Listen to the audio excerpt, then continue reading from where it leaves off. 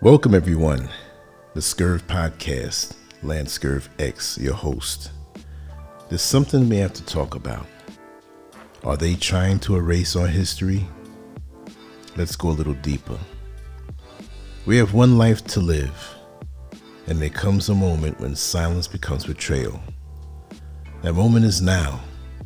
The truth is standing right in front of us, raw and uncomfortable. And many people don't want to face it. But I'm not here to make you feel comfortable. I'm here to tell you the truth. Right now, there's a push to control what people are allowed to learn. Not just opinions, but facts. Not just stories, but history. And when you start controlling history, you're not just changing the past. You're shaping the future in a very dangerous way. What we are seeing today is not random. It's not confusion. It's not misunderstanding. It's a deliberate effort to remove certain truths from classrooms, from books, from museums, and from the minds of future generations. And the question you have to ask yourself is simple. Why? Because when people are told not to teach something, that thing must carry power. When institutions are threatened for telling the truth, that truth must be dangerous to someone. And when history is erased, it is never for the benefit of the people who lived it. So let's talk about it clearly, boldly, and without fear. Because if we don't speak now, the next generation will grow up not even knowing what was taken from them. There's a growing movement to remove the teaching of Black history from schools and public spaces.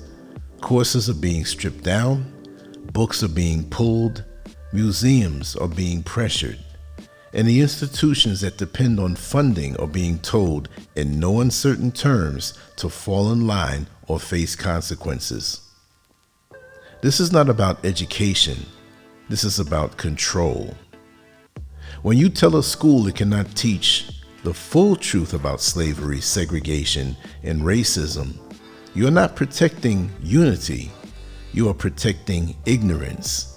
You are creating a version of history that is clean, polished, and incomplete. And an incomplete history is a dishonest one. Because the truth is, the story of Black people is not just a side note. It is central. It is foundational. It is woven into the very fabric of the modern world. You could not remove it without distorting everything else. But that is exactly what is happening. Let's be real about something. The truth carries weight, and sometimes that weight feels like shame. When history is told honestly, it forces people to confront actions that were brutal, cruel, and inhumane. It forces a reckoning. It demands accountability, not necessarily from individuals today, but from systems, from narratives, and from the way we understand the world. And some people don't want that. So instead of facing the truth, the strategy becomes simple. Remove it. If you don't teach it, people won't know it. If people don't know it, they won't question it. And if they don't question it, nothing has to change. But understand this clearly. Erasing history does not erase what happened. It only erases the awareness of it. We live in a world where some histories are protected at all costs, while others are treated as optional. Some stories must always be remembered, while others are pushed aside, minimized, or deleted. That is not justice. That is not equality.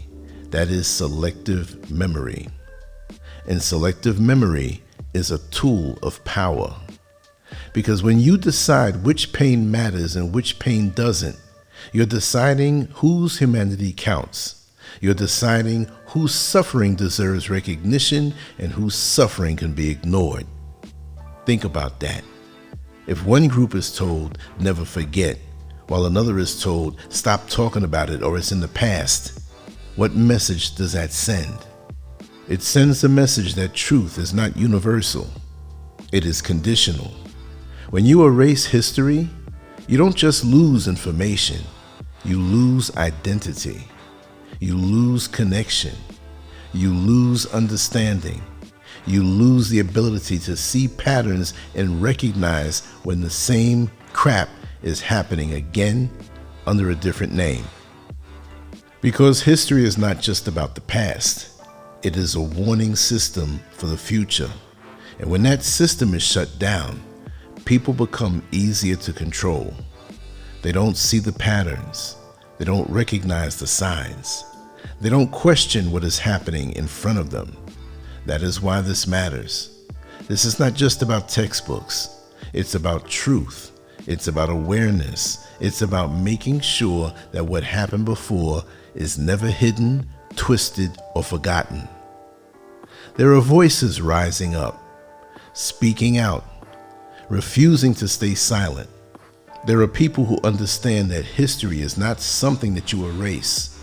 It is something that you confront, learn from, and carry forward with honesty. Because real unity does not come from pretending the past didn't happen. Real unity comes from facing it together, from acknowledging the pain, from understanding the truth, from making sure that the same crap is never repeated. And that cannot happen if the story is buried. We're living in a time where truth is being challenged, not by facts, but by fear. Fear of discomfort, fear of accountability, fear of what happens when people truly understand the past. But truth does not disappear just because it's hidden. It waits, it lingers, and eventually it rises again.